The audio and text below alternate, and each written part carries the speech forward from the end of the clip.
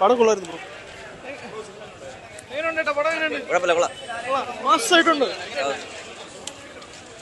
അടിപൊളി അടിപൊളി നല്ല മേഖല. ഒരു രക്ഷയില്ല. ഒറ്റയ്ക്ക് വന്നേ വേർത്തായി അത്ര എല്ലാരും തൂക്കി. സത്യം ഒരു രക്ഷയില്ല. ബെസ്റ്റ് പടം ഞാൻ കണ്ടേല്. കൊള്ളാം, നല്ല പടം. മമ്മൂക്കയുടെ ആ കഥാപാത്രവും മോഹൻലാലിന്റെ കഥാപാത്രവും നമ്മൾ ഇത്രയും നല്ല ഇഴചേർന്നിട്ടുള്ള ഒരു പടം ആദ്യമായിട്ടാണ്. കാര്യം വെച്ച് കഴിഞ്ഞാൽ ഒരു വ്യത്യാസമൊന്നുമില്ല, രണ്ടുപേർക്ക് ഈക്വലായിട്ടുള്ള കഥാപാത്രമാണ്. നന്നായിട്ട് ചെയ്തിട്ടുണ്ട്.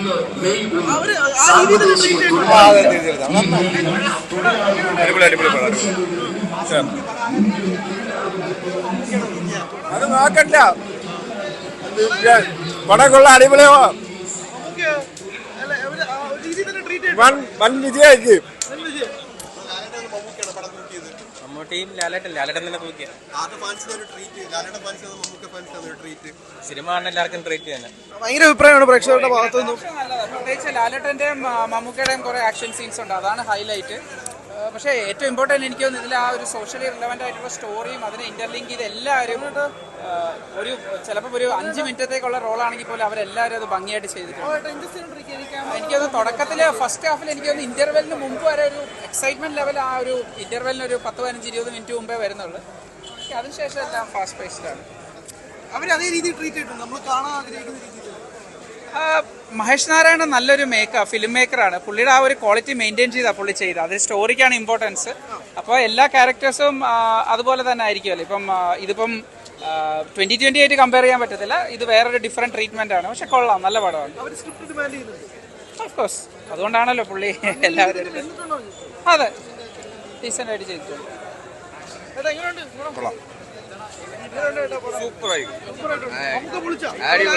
അടിപൊളി നല്ല പടം.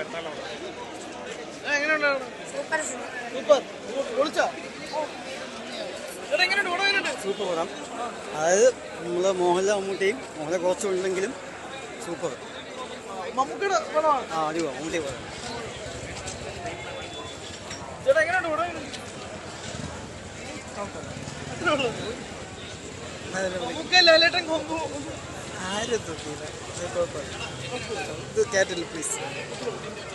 It's an average flick. പിന്നെ വിഷ്വലൈസേഷനൊക്കെ നല്ല ഗംഭീരമാണ്. ഇപ്പോൾ ബോൺ ഐഡന്റിറ്റി അല്ലെങ്കിൽ നമ്മുടെ ബീ കീപ്പർ എന്നൊക്കെ പറയുന്നത് സൂപ്പർ ഹിറ്റ് പടം. താർത്ത് മമ്മൂക്കായും മോഹൻലാലും എല്ലാം താർത്തിട്ടുണ്ട്. നല്ല സിനിമയാണ്, ഈ കാലഘട്ടം ആവശ്യപ്പെടുന്ന സിനിമയാണ്. അതിമനോഹരമായിട്ട് ചിത്രീകരിച്ചിട്ടുണ്ട്. പിന്നെ മമ്മൂട്ടി, മോഹൻലാൽ, ഫഹദ് ഫാസിൽ, കുഞ്ചാക്കോബൻ എല്ലാവരും തകർത്ത് അഭിനയിച്ചിട്ടുണ്ട്. രണ്ടാം പകുതിയിലാണ് മോഹൻലാൽ ഉള്ളത്. മുഴുനീളം മമ്മൂട്ടി സിനിമയാണ്. ഈ സിനിമ ഈ കാലഘട്ടം ആവശ്യപ്പെടുന്ന സിനിമയാണ്.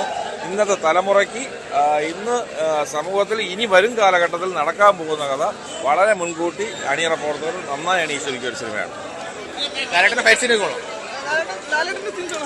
ലാലേട്ടന്റെ പടത്തിലെ ഹൈ മൊമെന്റ് പുള്ളി വരുമ്പോഴാണ്.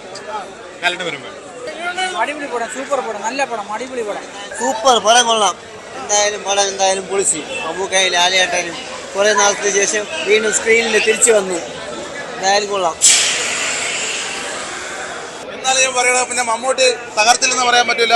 മമ്മൂക്കയുടെ നല്ല ഗംഭീര പെർഫോമൻസ് ആണ്. മഹേഷ് നാരായണന്റെ നല്ല സ്ഥലത്തോട്ട് മലയാള സിനിമ നല്ലൊരു മാറ്റത്തിലോട്ട് വന്നിരിക്കുകയാണ് എന്നാ പറയാൻ പറ്റും. സൂപ്പർ പടം. സൂപ്പർ വിജയം. മോഹൻലാലും മമ്മൂട്ടിയും ഫഹദ് ഫാസിലും കുഞ്ചാക്കോബനും എല്ലാം നല്ല തകർത്ത് അഭിനയിച്ചിട്ടുണ്ട്. കാരണം വെച്ചാൽ 2020 ശേഷം വീണ്ടും നമുക്ക് ആ ഒരു പേരിന് കിട്ടിയതിൽ വളരെ സന്തോഷമുണ്ട്. കാരണം ഇനിയും നല്ല പടങ്ങൾ വരണം. എൻ്റെ അഭിപ്രായത്തിൽ കണ്ടില്ലേ തകർക്കുക ഉള്ളത് അല്ല. എൻ്റെ അഭിപ്രായത്തിൽ എന്ന് വെച്ചാൽ ഇനിയും ഇതുപോലുള്ള മോഹൻലാൽ, മമ്മൂട്ടി, കുഞ്ചാക്കോബൻ എല്ലാവരും ചേർന്ന് ഒരു നല്ല പടങ്ങൾ വീണ്ടും കൊണ്ടുവരണം.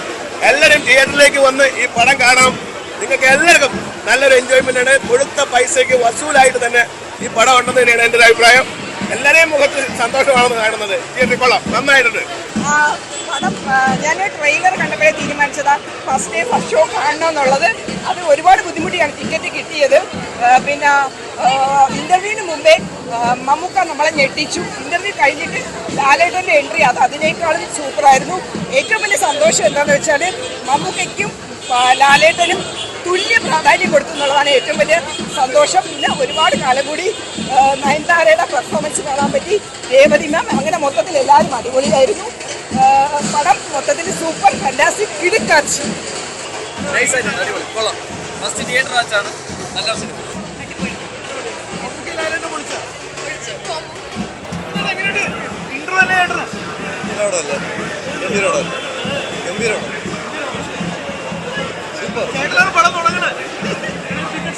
പറയണ്ട, പടം സൂപ്പർ പടം. 18 വർഷങ്ങൾക്ക് ശേഷം മമ്മൂക്കായും ലാലേട്ടനും ഒന്നിക്കുന്ന സിനിമ മലയാള സിനിമയുടെ ഒരു ചരിത്രമായി മാറുന്ന കാര്യം. ദേശസ്നേഹത്തിൻ്റെ പടം. ഈ രാജ്യത്ത് നടക്കാൻ പറ്റുന്നതും ഒരിക്കരുത് നടക്കരുത് എന്ന് ആഗ്രഹിക്കാത്തതുമായ ചില കാര്യങ്ങൾ കൂടി പറയുന്ന സിനിമയാണ്. മമ്മൂക്കായും ലാലേട്ടനും തകർത്തു. കൂടെ മഹേഷിൻ്റെ നല്ലൊരു അഭിനയം. ഇങ്ങനൊരു സിനിമ നിർമ്മിക്കാൻ പറ്റിയ ആൻഡോ ജോസഫിന് വളരെയധികം നന്ദി. 500 കോടി ഒരു തൂക്കും. രാത്രിയായിട്ട് വലിയ പ്രതീക്ഷയിൽ ഒന്നാണ്. ആ ഇന്റർവ്യൂവിലാണ് ശരിക്കും പടം തുടങ്ങുന്നത്. ലാലേട്ടനെ കാണിച്ചു തുടങ്ങുന്നത്. ലാലേട്ടൻ വന്ന് ലാലേട്ടൻ്റെ ആ ഒരു റോള് ഗംഭീരമായി കൊണ്ടുപോയിട്ടുണ്ട്. പക്ഷേ മഹേഷ് നാരായണ 18 വർഷത്തിന് ശേഷം പാട്രിയറ്റ് എന്ന സിനിമ കാണാമെന്ന മലയാളി പ്രേക്ഷകർക്ക് പെട്ടി ഓട്ടോറിക്ഷ കയറി പോകേണ്ട ഒരു അവസ്ഥയിലാണ് ഇപ്പോൾ തിരിച്ചു പോകുന്നത്. പെട്ടി ഓട്ടോറിക്ഷയിൽ ഞങ്ങൾക്ക് പോകാനുള്ള പ്ലാനാണ്. വന്നതേ ഒരു ഗംഭീരമായിട്ടാണ്. സത്യം പറഞ്ഞു കഴിഞ്ഞാൽ ഒരു ചുക്കും ചുണ്ണാമ്പ് ഇതിനകത്തില്ല. ആകെ ഒരു ഇമ്പാക്ട് കൊണ്ടുവരും. ആരെയും കുറ്റം പറയുന്നില്ല അവരവർ കൊടുത്തിട്ടുള്ള റോള്. ഇത്തരത്തിൽ എന്തിനാണ് 3 മണിക്കൂർ ജനങ്ങളെ പിടിച്ച് നശിപ്പിക്കാൻ വേണ്ടി പിടിച്ചിരിക്കുന്നത്? ഉറങ്ങണോ വേണ്ടേ? ഇനിയിപ്പോൾ ഉറങ്ങിയിട്ട് കണ്ടെന്ന് പറഞ്ഞ് നാളെ വ്യൂവേഴ്സ് കണ്ടിട്ട് തെറി വിളിക്കാനാണെങ്കിൽ സത്യം പറഞ്ഞാൽ ഉറക്കം തൂങ്ങി. പക്ഷെ എന്തെന്നറിയാവോ, ഇന്റർവെല്ലെ കാത്തിരുന്നു എൻ്റെ ലാലേട്ടനെ കാണാൻ വേണ്ടി മാത്രം. പക്ഷേ മമ്മൂക്കായെ നമുക്ക് ഒരിക്കലും കുറ്റം പറയാൻ പറ്റത്തില്ല. അദ്ദേഹത്തിൻ്റെ ആക്ടിങ് ഓക്കെയാണ്. ഓവറോൾ പടം പക്ക ബിലോ ആവറേജ്. പാട്രിയറ്റ് കാണുന്ന പ്രതീക്ഷയിൽ വന്ന് പെട്ടി ഓട്ടോറിക്ഷയിൽ കയറി പോകുന്ന നിൽക്കുകയാണ്. മഹേശ്വരാണ് ചർച്ച. എന്തിനു വേണ്ടി 3 മണിക്കൂർ? നയൻതാര എന്തിനു കൊണ്ടുവന്നു? എന്ത് റോള്? നയൻതാരയ്ക്ക് എന്ത് റോള്? അതിന് കീഴുള്ളവർക്കുള്ള റോള് പോലും നയൻതാരയ്ക്കില്ല. ലേഡി സൂപ്പർ സ്റ്റാർ എന്നാണ് പറയുന്നത്.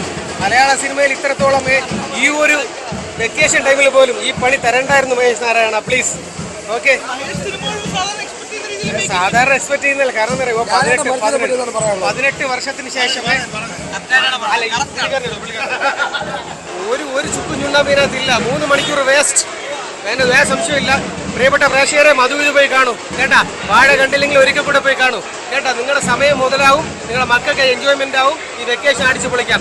ദയവ് ചെയ്ത് പാട്രിയറ്റ് കാണാൻ വരരുത്. പെട്ടി ഓട്ടോറിക്ഷ കയറി വീട്ടിൽ പോവാം. വലിയ എക്സ്പെക്ടേഷൻ ഒന്നും വെക്കണ്ട. ഒരു സാധാരണ സിനിമ കാണാൻ പോകുന്ന പോലെ കണ്ട് അത്യാവശ്യം നമുക്ക് ഇതായിട്ട് ഇതാവാം. അല്ല, മമ്മൂക്ക ലാലേട്ടും വരുമ്പോൾ തന്നെ നമുക്കൊരു എക്സ്പെക്ടേഷൻ കാണൂല.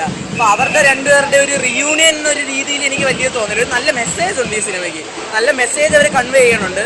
മെസ്സേജ് ഇഷ്ടപ്പെട്ടു. പക്ഷേ ഫസ്റ്റ് ഹാഫ് കുറച്ച് ലാഗ് ഉണ്ടായിരുന്നു. മാത്രമല്ല ഫസ്റ്റ് ഹാഫിൽ അങ്ങനെ ഹൈ മൊമെന്റ്സ് ഭയങ്കര ലോ ആയിരുന്നു. സെക്കൻഡ് ഹാഫിൽ ലാലേട്ടൻ വന്നതിന് ശേഷമാണ് പടം കുറച്ചും കൂടി ഒരു ഗ്രാഫിലോട്ട് കയറണം. അപ്പോൾ ലാലേട്ടൻ വന്നിട്ട് ലാലേട്ടൻ്റെ 2-3 ഫൈറ്റൊക്കെ ഉണ്ട്. കിടിലം കൊറിയോഗ്രാഫി, ലാലേട്ടൻ്റെ സ്ക്രീൻ പ്രസൻസ്, ഓറ ഒക്കെ വേറെ ലെവലായിരുന്നു. പിന്നെ ക്ലൈമാക്സ് ഒക്കെ ആവാറാകുമ്പോൾ നമ്മൾ ഈ സ്ഥിരം കാണുന്ന സിനിമ പോലെ തന്നെ ഒരു ടിപ്പിക്കൽ രീതിയിൽ തന്നെയാണ് അവർ കൊണ്ട് അവസാനിപ്പിക്കുന്നത്. നായകൻ വില്ലൻ കോമ്പാക്ട് ഒന്നും വലിയ ഫഹദിൻ്റെ ആക്ടിങ് കിട്ടില്ലായിരുന്നു. അപ്പോൾ അത് നന്നായിട്ട് അഭിനയിച്ചിട്ടുണ്ട്. പക്ഷെ നമ്മൾ സാധാരണ ഇപ്പോൾ ഈ പടം കണ്ടിട്ട് നമുക്ക് ആ ഒരു ഹൈ കിട്ടില്ല. അത് മിസ്സിങ് ആയിട്ട്. ടെക്നിക്കലി ടോപ്പ് നോച്ചാണ് പടം. മേക്കിംഗ്, അതുപോലെ തന്നെ എഡിറ്റിംഗ്, ഫൈറ്റ് സീക്വൻസ് ഒക്കെ കിട്ടിലുമാണ്. പക്ഷേ നമ്മൾ ഭയങ്കര എക്സ്പെക്ടേഷൻ ഒക്കെ ഉണ്ട്. ഒരു നോർമൽ പടം കാണുന്ന പോലെ വന്നാൽ നമുക്ക് നോർമലായിട്ട് ഇറങ്ങി വരാം. ബ്രോ, പടം വൈസ് നോക്കുമ്പോഴത്തേക്ക് നമ്മൾ മമ്മൂക്ക ലാലേട്ടൻ ഇവർ രണ്ടുപേരും എന്ന് പറയുമ്പോൾ നമ്മൾ ഭയങ്കരമായിട്ട് ഒരു എക്സ്പെക്ടേഷൻ ഒക്കെ ഫീൽ ചെയ്യും. പടത്തിൽ ആൾറെഡി നമുക്കൊരു നോർമൽ മൈൻഡ് പടം പോലെ തന്നെ ഫീൽ ചെയ്താൽ, എന്നാൽ രണ്ടുപേരും ഒരുമിക്കുമ്പോഴും എന്തെങ്കിലുമൊക്കെ നമുക്ക് ഫീൽ ചെയ്യണ്ടേ. അത് സ്ക്രീനിൽ കാണുമ്പോൾ ഒരു രീതിയിലുള്ള ഫീലിങ്സോ ഒന്നുമില്ല. ഫസ്റ്റ് ഹാഫ് ഒരു ആവറേജ് ആണെങ്കിൽ സെക്കൻഡ് ഹാഫ് അതിനേക്കാൾ പിന്നെ കുഴപ്പമില്ല എന്ന് പറയാനേ ഉള്ളൂ. ലാലേട്ടനൊക്കെ ഒരുമാതിരി കാപ്പാനിൽ കൊണ്ടുവന്ന് മരിച്ച് കളഞ്ഞില്ലേ, അതേ ഫീൽ തന്നെ എനിക്ക് തോന്നിയത്. കാപ്പാൻ 2.0 പോലെ. അല്ലാതെ ഭയങ്കരമായ ഇമ്പാക്റ്റോ കാര്യങ്ങളോ ഉണ്ടാക്കാന്നില്ല. സെക്കൻഡ് ഹാഫ് ഒരു ഇമോഷണൽ കണക്ട് ഉണ്ടാക്കാൻ നോക്കിയെന്നുള്ളൂ. അല്ലാതെ നോക്കുമ്പോഴത്തേക്ക് പടം ഒരു ആവറേജേ ഉള്ളൂ, ഒന്നുമില്ല. അതായത് ഇത്രയും വലിയ സ്റ്റാർസിനെ കൊണ്ട് അത് ഈ സ്റ്റാർസിനെ കൊണ്ടുവന്നിട്ട് ഇങ്ങനത്തെ ഒരു പടം എടുത്ത് വെക്കാനാണെങ്കിൽ സ്റ്റാർസിന്റെ ആവശ്യമില്ലല്ലോ. നോർമൽ ഒരു കുഞ്ചാക്ക് മുഹമ്മദ് ഫഹദ്, ഈ ആസിഫ് അലി അവരെയൊക്കെ കൊണ്ടുവന്ന് നിർത്തിയാൽ മതിയായിരുന്നു. ഭയങ്കരമായ ലാലേട്ടൻ മമ്മൂക്ക എന്ന് പറയുമ്പോൾ നമ്മൾ ഭയങ്കരമായിട്ട് ഫീൽ ചെയ്യും. ഒരു റീയൂണിയൻ എന്ന് പറയുമ്പോഴത്തേക്കും 2020 ശേഷം ആ ഒരു ഫീൽ നമുക്ക് പറഞ്ഞു. ഇതൊന്നുമില്ല, ചുമ്മാ ഒരു നോർമൽ സ്റ്റാറിനെ കൊണ്ട് ചെയ്യാനേ ഉള്ളൂ. ലാലേട്ടനെ മമ്മൂക്കയെ കൊണ്ടുവന്നിട്ട് ഇങ്ങനെ നശിപ്പിച്ചൊരു പടം ചെയ്യണമെങ്കിൽ അതിൻ്റെ ആവശ്യമില്ല. നമുക്കൊരു ഭയങ്കര നിരാശ തന്നെയാണ് ഫീൽ ചെയ്തത്. 100% വർക്കല്ല, കാരണം ലാലേട്ടനെ കൊണ്ടൊന്നും ചെയ്യാനില്ല അതിൽ. അത് ഇവർ രണ്ടുപേരും ഒന്നിക്കുമ്പോൾ നമുക്കൊരു ഗൂസ് ബമ്പ് ഫീൽ ചെയ്യണം. അതുപോലുമില്ല. സുഷിൻ്റെ രീതിയിൽ കുറച്ച് കത്തിക്കുന്നുണ്ട്, പക്ഷേ അത് നമുക്ക് ഒരു രീതിയിലുള്ള ഇമ്പാക്റ്റ് ഉണ്ടാവുന്നില്ല. ഒരു ആവറേജ് അനുഭവം അത്രേ ഉള്ളൂ പടത്തിൽ. 100% നിരാശയല്ല. എന്നാലും പടം സൂപ്പറായിരുന്നു. ഡയറക്ഷനും സ്റ്റോറിയൊക്കെ ഇഷ്ടപ്പെട്ടു അത്യാവശ്യം. പിന്നെ ഫൈറ്റൊക്കെ സൂപ്പറാണ്. ഇതിൻ്റെ ലിഫ്റ്റ് ഫൈറ്റൊക്കെ സൂപ്പറായിരുന്നു. കോംബോ പെർഫെക്റ്റ് ആയിരുന്നു. കാസ്റ്റിംഗ് ഒക്കെ പക്കയാണ്. പക്ഷേ ചെറിയൊരു പോരായ്മ തോന്നി. എന്തായാലും കുഴപ്പമില്ല, നല്ല പടമായിരുന്നു. ഓ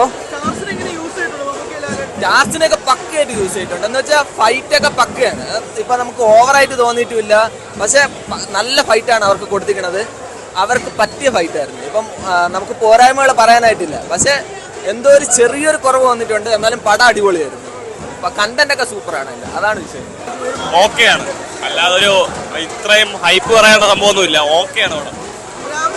ആവറേജിലും കുറച്ച് താഴെ പറയുള്ളൂ. കാരണം ലാലേട്ടൻ മമ്മൂക്ക എന്നുള്ളൊരു വലിയ സ്റ്റാർസിനെ കിട്ടി ഇങ്ങനെ ഒരു അവാർഡ് മൂവി പോലത്തെ സാധനം എടുക്കേണ്ട ഒരു ആവശ്യമില്ലായിരുന്നു. പക്ഷെ മഹേഷ് നാരായണന്റെ ആ ഒരു ക്യാമറ ആംഗിൾ, സ്ക്രീൻ പ്രസൻസ് ഒക്കെ പൊളിയാണ്, സ്റ്റോറി ലൈനൊക്കെ പൊളിയാണ്. പക്ഷെ നമുക്ക് ആ ഒരു സാധനം കിട്ടിയില്ല, ഒരു വാവ് ഫാക്ടർ ഇല്ല.